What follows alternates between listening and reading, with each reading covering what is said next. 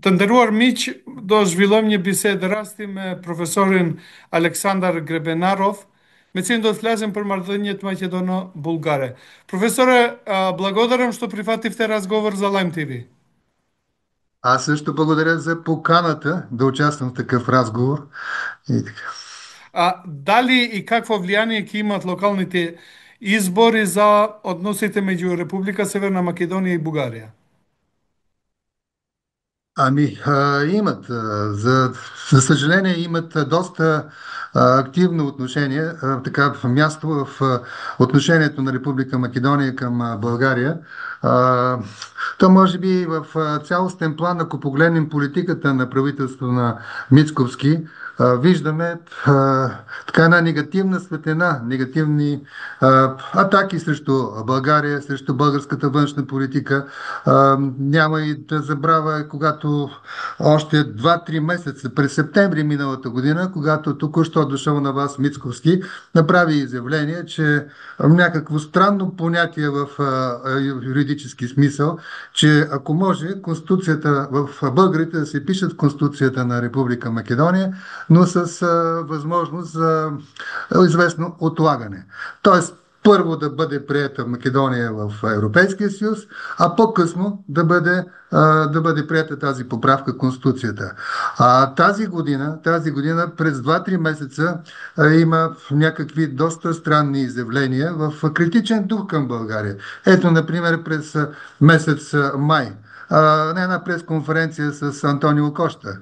Антонио Кошта, всички знаем, това е председателя на съвета. На пресконференцията той открито заяви, че няма да включва българите в Конституцията на Република Северна Македония. Може да включи испанци, може да включи португалци. Вероятно това е реверанс към Кошта, който е роден в Лисабон, но българи няма да видят гражданите на Република Македония в Конституцията. Малко по-късно си спомням каква драма се разигра в Европейския съюз с докладчика за напредъка на Македония, австрийският евродепутат Томас Вайц. И идеята да се прокара по внушение, предполагам, на Скопие, чели се доклада предварително по-рано, идеята или по-скоро тезата за македонски език, за македонска нация, нещо, което Европейския съюз не е научна академия да се занимава с подобни научни проблеми. И не на последно място, така ми направи впечатление, това е преди броени дни, някъде към 24-5 септември, Мицкоски направи едно изявление, че видите ли тези поправки от френското предложение, за което предполагам, че ще говорим малко по-късно, ще влезат в действие ще бъдат приети по-скоро, след Нова година и то след намесата на центрове помощ и сила. И така, това беше някаква външно-политическа закана и към България, и към евродепутатите от Брюксел, но като цяло, в моето заключение е, че това, което и вие попитахте, опитва се да влияе, да сплоти с ректората на ВМРО и не само гласоподавателите в Република Северна Македония, предвид на предстоящите избори на 19 октомври и след 2 седмици по-късно. Дали внесувањето на бугарите во Уставот на Северна Македонија е единствен услов за продолжување на евроинтеграцијскиот пат на Северна Македонија? Не, значи не е единственото условие. Аз не знам защо това е една спекулация, която се извършва в Република Северна Македония и обществото не знае, че всъщност това е първото условие българите да бъдат вписани като държавнотворен народ в Конституцията, в преамбюла на Конституцията и не само по-късно и в някои негови други приложения. Тук обаче имаме едно френско предложение.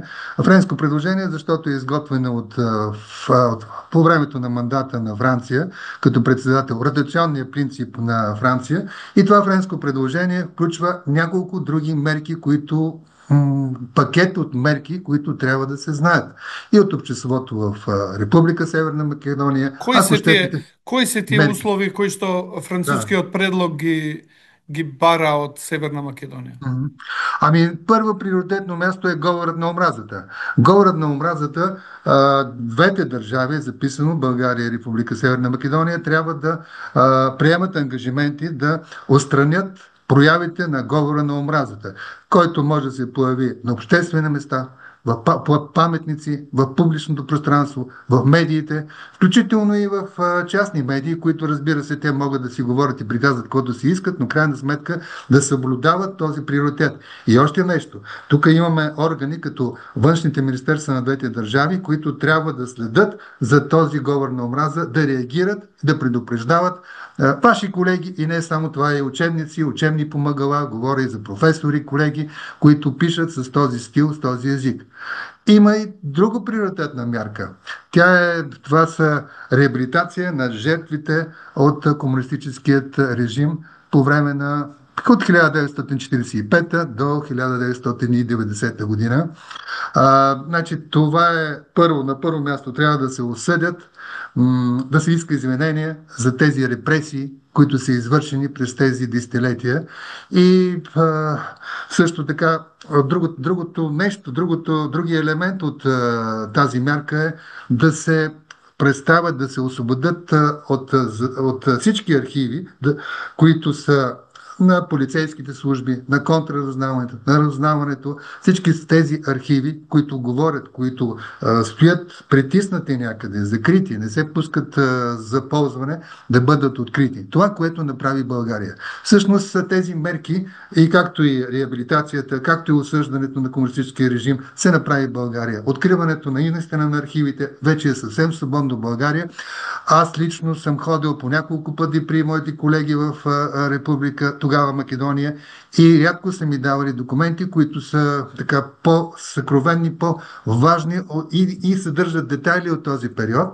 И третият важен компонент, но не последен по значение, това е темата за историята в това френско предложение. Тази компонент е свързан с създаването на комисията. Тази комисия, тя е мултидисциплинарна комисия, експертна по образователни и исторически проблеми. Тази комисия, слава Богу, е създадена. Тя е във връзка с договора за добросъседство между двете държави.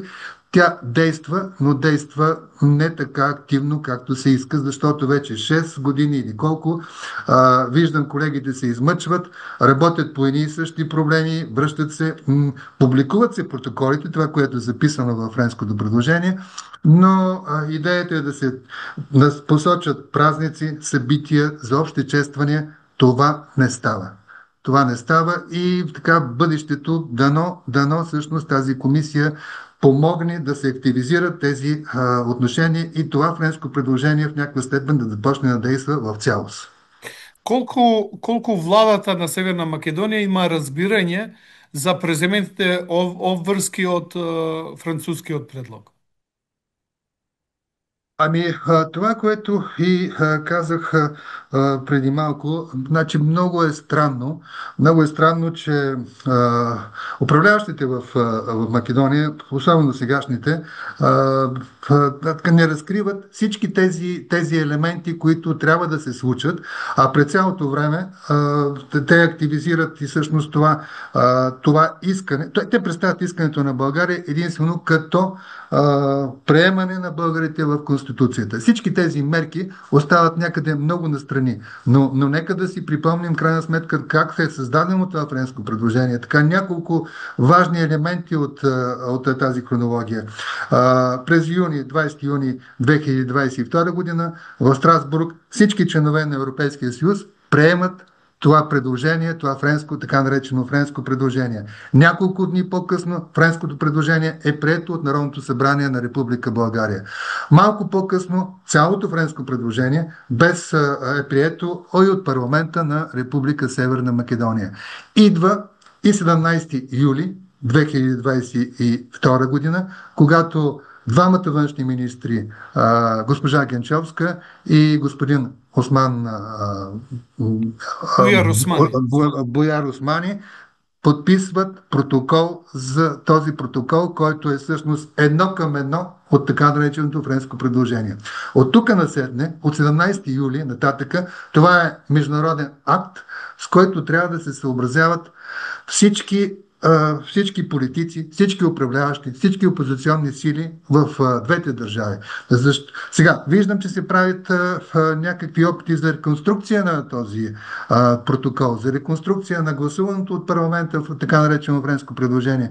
Но вижте, независимо от това, кои са управляващи, кои са опозиция, това са международните актове. Може да ни харесва, може и да не ни харесва, но той подпише ли се, от тук насетне трябва да се спазват от двете държави. Јасно. Вие ги спомнавте од врските кои што произлегуваат од францускиот предлог. Дали сметате дека овие обврски се добро објаснети на јавноста во Северна Македонија од македонската влада? Не, пак ще и повторя, не са обяснени, никак не са обяснени и аз мисля, че това се прави умишлено.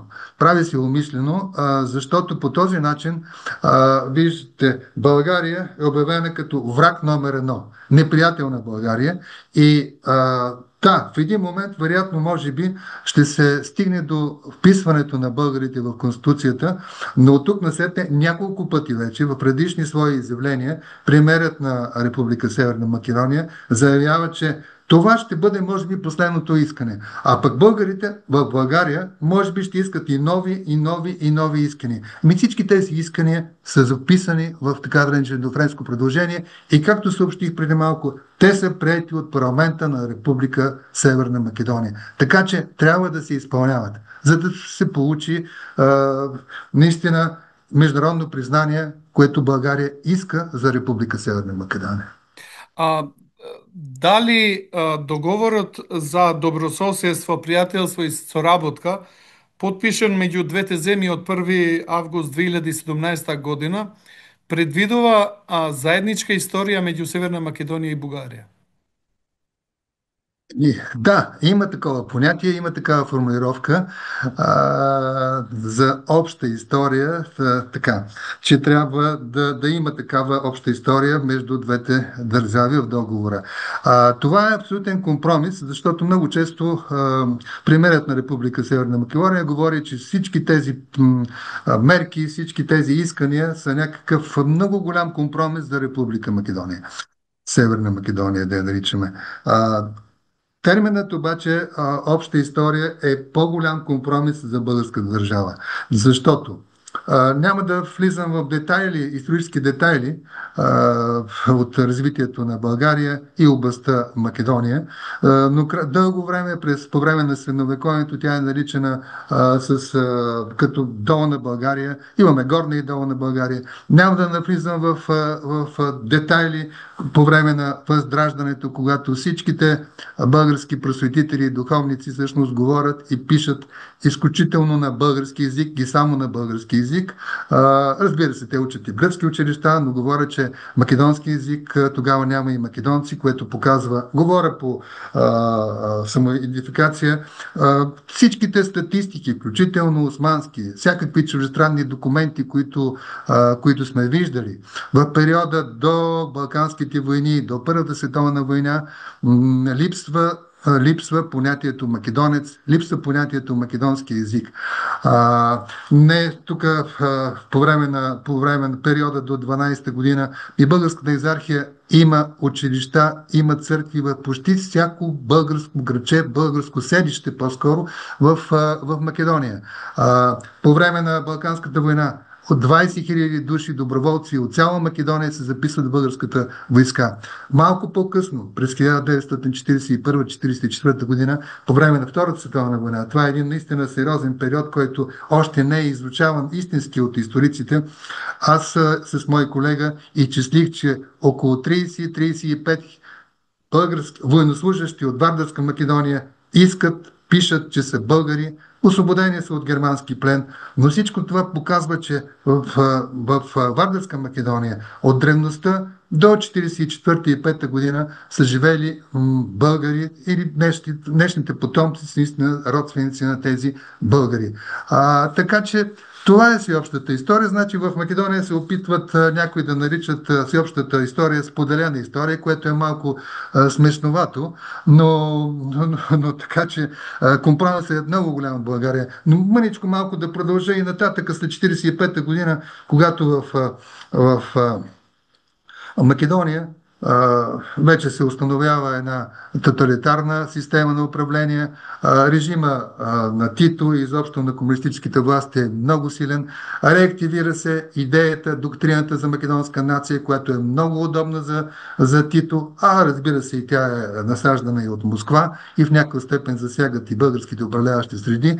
И по този, както казах и преди малко, един закон за македонска национална чест, той значи, той действа като трибунал. Хиляди българи са заточени, изтезавани, репресирани, а не малко и са убити.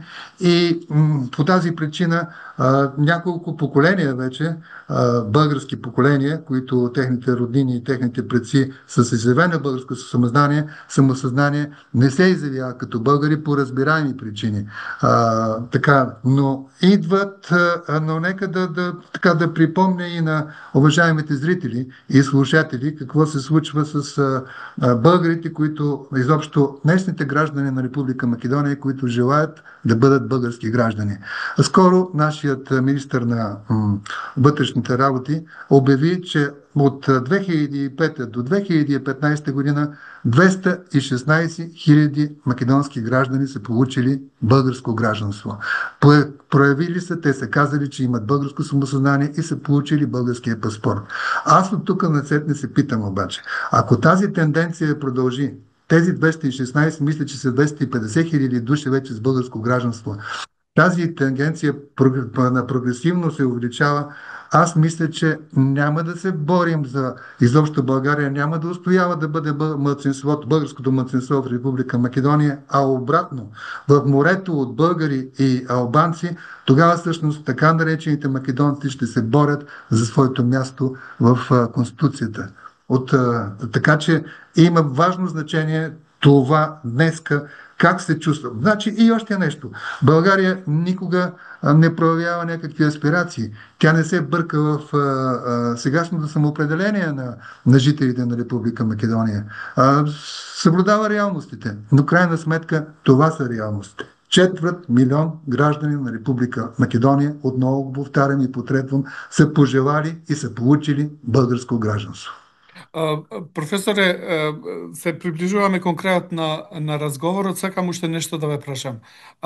Со оглед на тоа дека односите за сега се тензични, како вие ги предвидувате односите меѓу Северна Македонија и Бугарија?